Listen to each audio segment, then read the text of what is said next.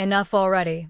On my third birthday, once again, I was absent from the family photos. The nighttime view of Manhattan sprawled beneath me like shattered diamonds. The windows of the penthouse I live in framed the city's glitter like a single painting. But that light didn't reach my heart. In the crystal glass in my hand, the finest vintage champagne fizzed in vain. As a cosmetic surgeon, I had achieved success. I run multiple clinics and my skills are highly regarded in the industry. The media praised me as a wizard of beauty, and my lifestyle was featured in many women's magazines.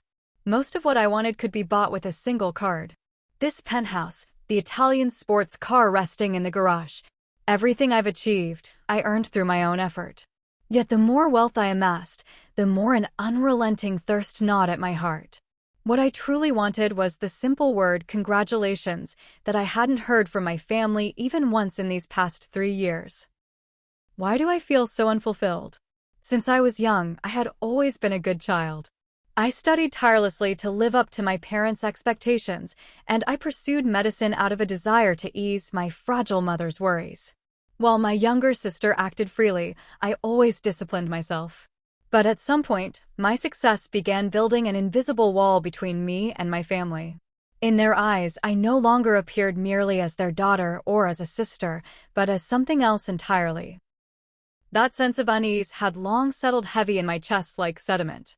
And eventually, that uneasy premonition became a certainty. The silence then was far too incongruous for a day that should be one of celebration. The champagne had no taste. It was only cold liquid sliding down my throat. It all began 3 years ago on what was supposed to be an ordinary day. I couldn't sit still from the morning, picking up my smartphone over and over. Yet by nightfall, no one had contacted me. Frustrated, I called my mother, and on the other end of the line came a light, unbothered voice, as if she were talking about the weather. "I'm sorry. I've been so busy I completely forgot." That single phrase silenced my world. I didn't want a present. I just wanted her to remember, even for a moment, the day when her daughter came into the world. That wish crumbled away, unbearably fragile. Then came the second year. That memory struck me again, this time as an even sharper pain. On a first-class flight to an overseas conference, I scrolled through my sister's SNS and saw photos of a grand birthday party for her son. They had rented out a famous hotel. Theme park characters were dancing, and the family smiled brightly, surrounded by mountains of presents. Those radiant photos highlighted my own loneliness. A pang ran through my chest, but I forced myself to say, it can't be helped if it's for the child. However, on my own birthday, I hesitantly reached out to my mother. And what came back was an unforgettable line. "You're an adult now, so don't make a fuss over your birthday." Her incredulous voice stabbed my faint hopes with a cold knife named contempt, completely annihilating them without a trace. After hanging up, I stared at the sea of clouds outside the window for a while. No tears came. I could only feel something deep inside me freezing over. Was the phrase, "because you're an adult," just a convenient spell to shut down my emotions? If that's the case, I resolved to never again hope like a child in front of them. Yes, I had sworn that firmly. Then the fateful third year came. It was then that I finally came face to face with their true nature. It happened when I casually opened my Instagram during a break at work. My sister had tagged a post as friends only. Visible there was the living room of my familiar family home. A large chocolate birthday cake sat in the center of the photo. On the plate, my name was written in slightly crooked letters. My father, mother, sister, her husband, and their children were all smiling around the cake. Yes, everyone in the family was there. Except me. I couldn't breathe. They hadn't forgotten my birthday. They had deliberately and with utmost clarity excluded only me, celebrating my birthday without me, as if mocking my very existence. Their joyful smiles squeezed my heart like a vice. Why? Why me? At that moment, every fragment of my past connected into one. What they expect from me is not who I am as a daughter. I'm only useful to them as a convenient sponsor, someone they can rely on when they need money. My success was never a blessing to them. It was merely a resource to be utilized. The taste of champagne, the city night view stretching before me, the career I had built, all of it suddenly felt meaningless. Yet, in the depths of despair, a cold flame ignited in my heart. It was not sadness. It was anger. I quietly closed my smartphone and stood up. The face reflected in the mirror was colder and more resolute than ever before. I would never again allow them to disturb the peace of my mind. And I decided to completely separate their existence from my life. I vowed to escape the curse of what is called family. With that single intention, I began to act. I chose to create a sanctuary for my soul. Why did I choose a villa in the mountains? City life had given me wealth and fame, but it had also brought relentless noise. Reservation calls, reports from staff, invitations to conferences, and occasionally, requests for money from my family. My time was constantly consumed by others, and my spirit was steadily worn down. What I sought was a place governed only by complete solitude and the kind of silence like a ringing in the ears. A place where no expectations, jealousy, or desire could reach me. Like a castle in the sky. I consulted multiple real estate agents and had them list properties across the US and sometimes even abroad. Yet none of them captured my heart. Then one day, an agent prefaced with, "This is a bit unusual," and showed me that land. It was priced at a total of $15 million. I hesitated for a moment. But the moment I saw the photos of untouched nature and the log house quietly standing in the forest, my soul trembled. This is where I belong. We'll never forget the day I visited the land for the first time after completing the contract. The moment I got out of the car, I was enveloped by the rich scent of wood and the smell of damp earth. The songs of unknown birds, sounds that could never be heard in the city, rained down like music of blessing. Standing on the terrace of the villa, green carpets extended endlessly below, and a private golf course stretched out before me. The wind brushed my cheeks, accompanied only by the rustling of leaves in the trees. I took a slow, deep breath and felt the toxins in my body being cleansed. This is my castle. A kingdom that belongs only to me, impervious to anyone. I must protect this silence, this peace, no matter what. Yes, I swore this strongly in my heart. But I was not simply lost in a dream. My vigilance had been sharpened to a razor's edge by countless experiences in the past, as if I were a predator. Back when the clinic's startup funds were still insufficient, my mother demanded practical financial support, saying, "Make the clinic look impressive for the sake of our relatives." When I refused, she went around the neighborhood spreading rumors, saying, "My daughter is cold." At my sister's wedding, as expected, she tried to make me cover the entire cost of the overseas ceremony, saying, "You're the older sister. You should be able to afford this, right?" Their demands escalated year after year, asking me to cover the children's tuition, overseas trips, and even the purchase of luxury goods. They seemed to think my wallet belonged to them. These experiences taught me something. For them, family ties are nothing more than a free pass to justify infinite demands. That is why I needed to build in this castle not only physical walls, but legal ones as well. I immediately contacted a skillful lawyer who specializes in asset planning. After listening to my story, he quietly said, "Do not fight with emotions. The weapons we should use are unshakable facts and the law that supports them." His advice cleared my mind. We immediately began taking action. First, we established an LLC, a limited liability company, solely to manage and own this property. The procedures were complicated, but this was an invisible shield and a legal armor to protect my assets and privacy from greedy hyenas. I transferred all ownership to the LLC and ensured that my personal name was erased from all public documents. This was not merely a defensive measure. It was a declaration of war for me, aimed at redefining my relationship with them under the law. Yet I wanted to share the joy of my new life with someone. Just a little, as a small gift. I posted a single photo on social media taken from the terrace of my mountain house, capturing a blazing sunset. With just one caption, "My new hideaway." Little did I know that would be the fateful cannon signaling the end of my peaceful days. Just hours after the post, a family chat notification broke through the silence. It was from my mother. Broke through the silence. It was from my mother. Your sister was just looking for a big house for her children. We'll move in on Friday. Thank you so much. It was an insane, one-sided message. Just when I was at a loss in surprise and anger, I received a message from my sister asking for a follow-up. The house is too big for a single person like you, right? We'll make use of it, so you should be grateful. Grateful? It was as if I had bought a $15 million castle for them. I was so angry that I couldn't even laugh anymore. This was reality. Unfortunately, my premonition was never wrong. But the real fear came later. A few days later, I received a suspicious call from the company that entrusted the management of the villa. The other day, I received a request from a person claiming to be your mother asking for a duplicate key. My blood boiled. My mother was trying to get a duplicate key to my castle illegally without my knowledge.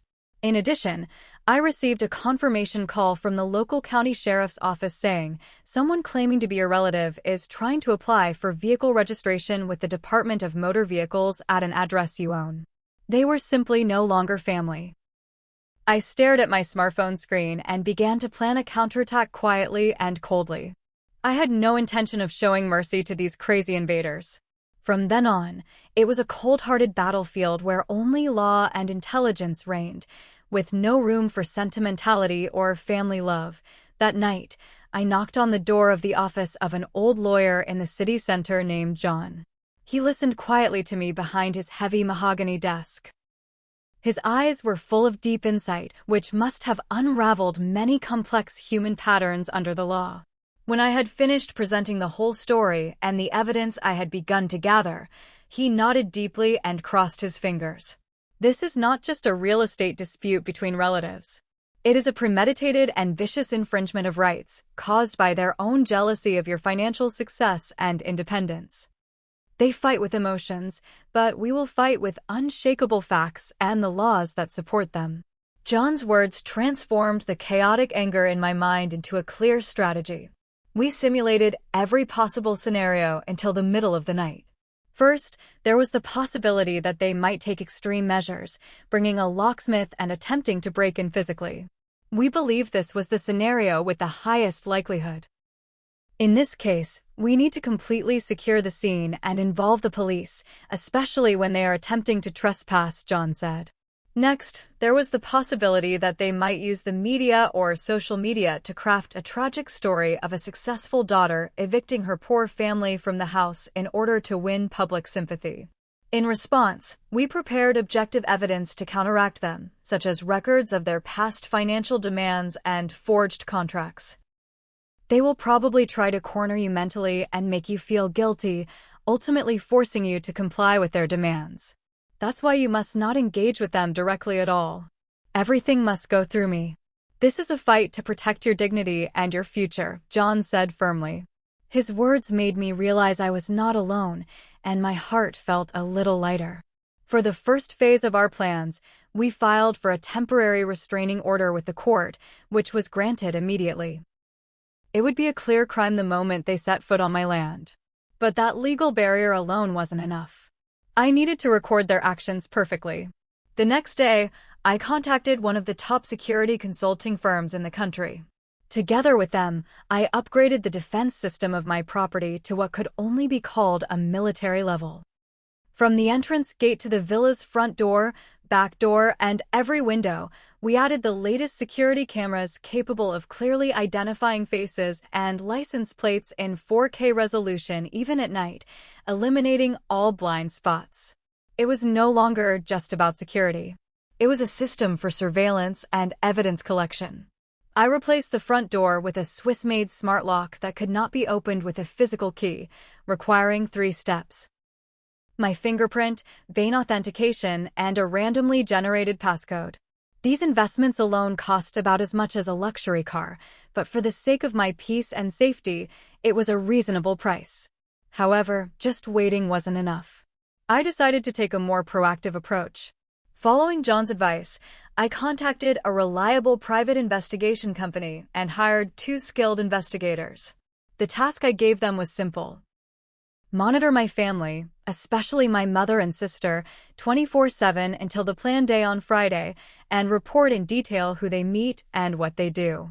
Backed by my financial resources, the investigators deployed the latest equipment and personnel without sparing any expense.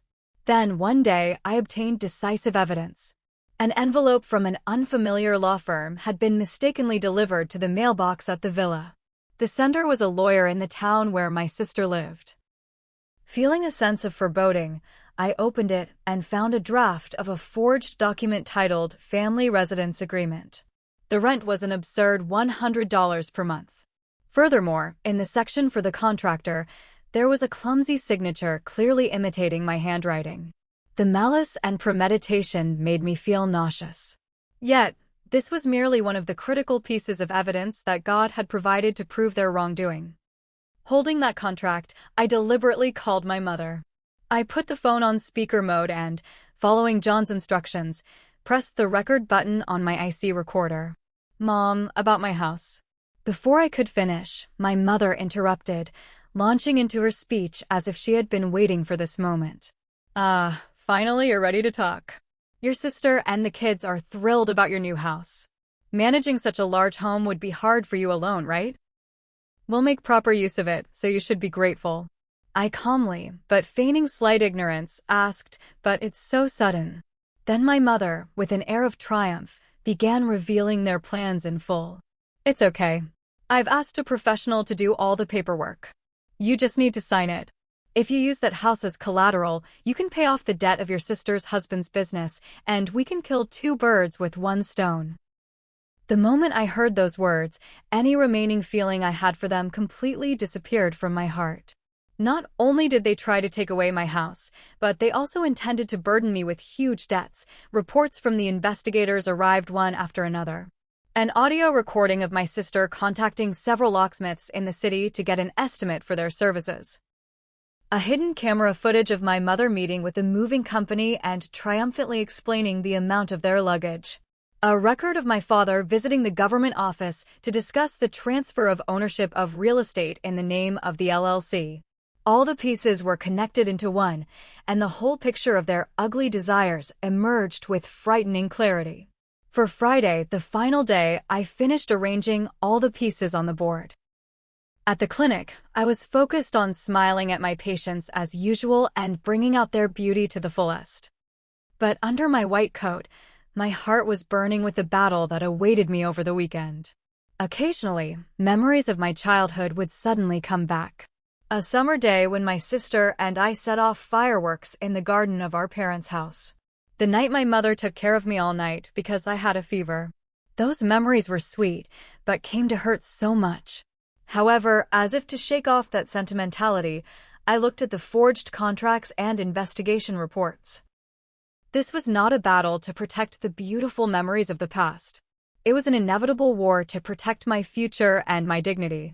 On the eve of the decisive confrontation, I was alone in my quiet mountain house.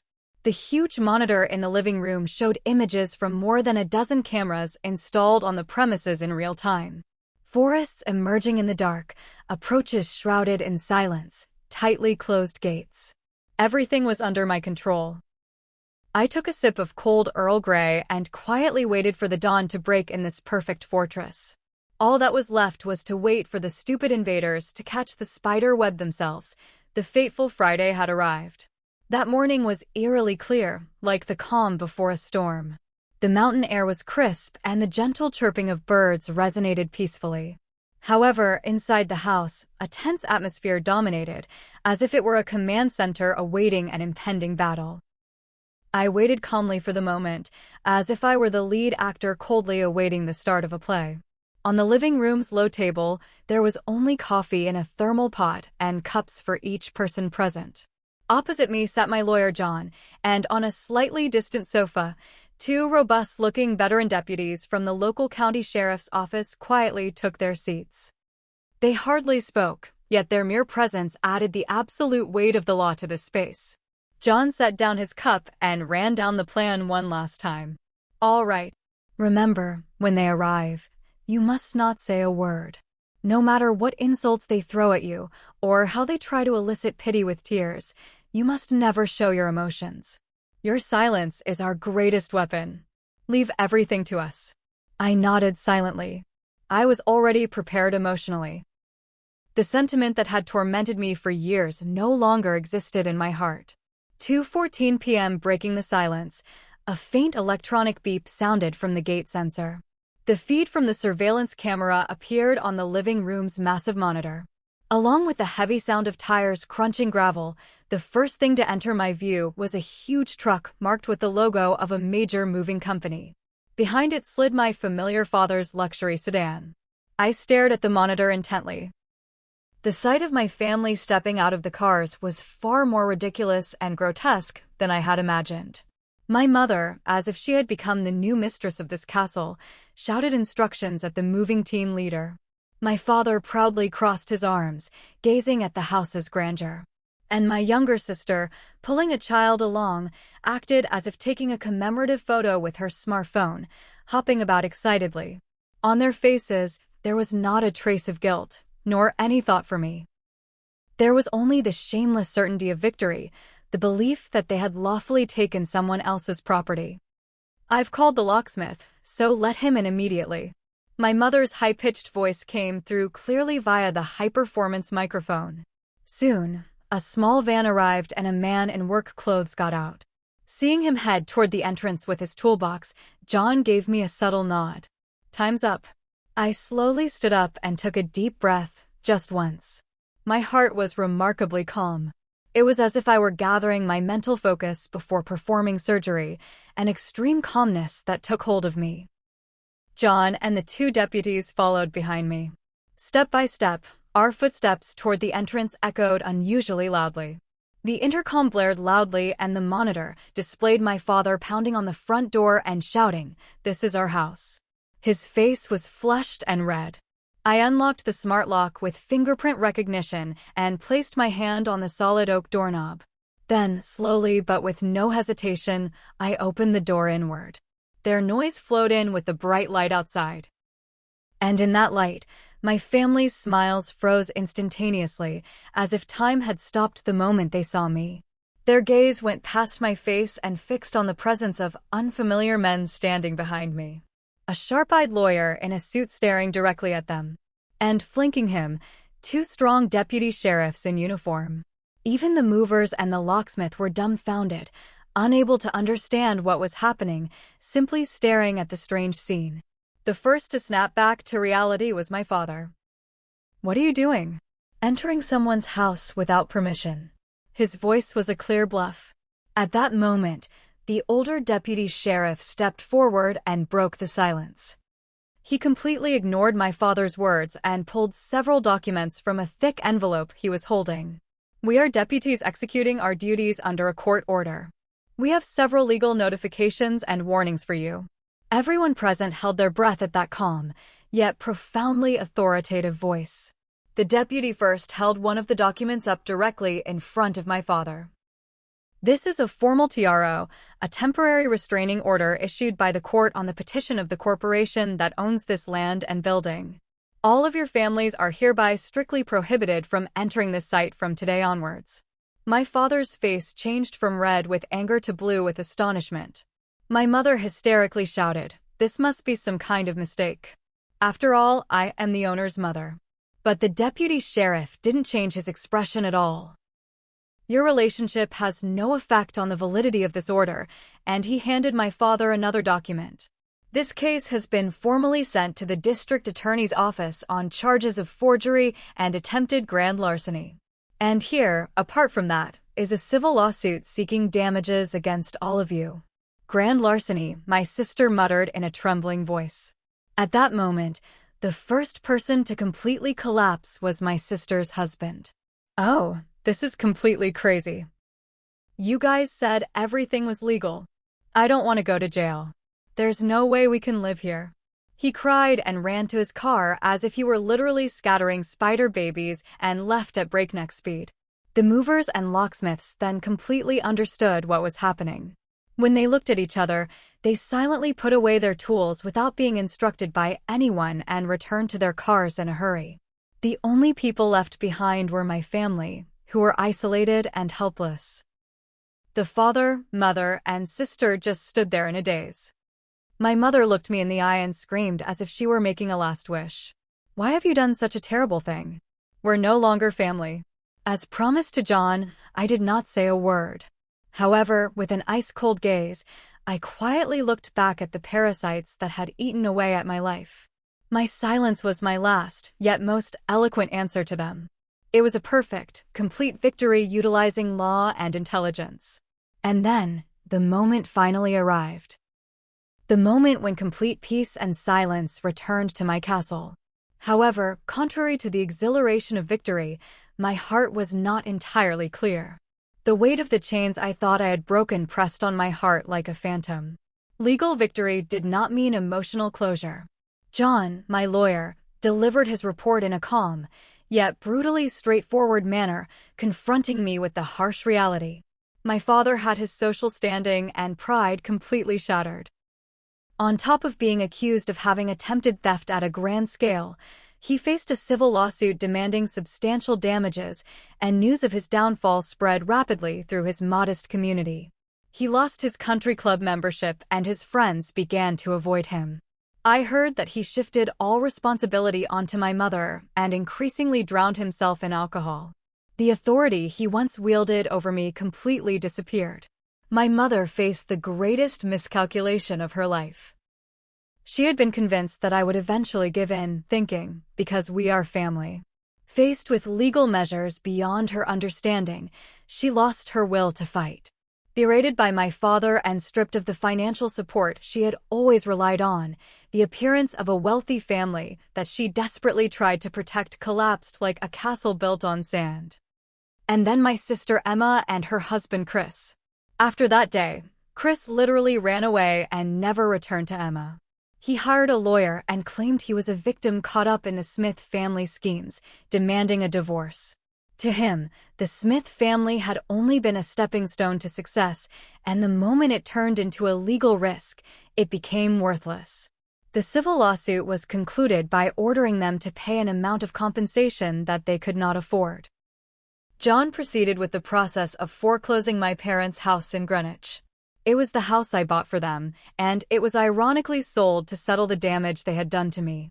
One night, a few months after receiving such a report, a phone rang from an unknown number. It was from Emma, who spoke with a trembling voice. She was completely isolated as she lost her home, was abandoned by her husband, and our parents were blaming each other. She now lives in a small apartment with her children. She began to sob and apologize for the first time. I'm sorry. I've always been jealous of you. I thought that what you got on your own was like a well-deserved right that I should receive. Only now do I really understand how stupid and sinful it was to take what belongs to someone else, and how painful it must have been for you.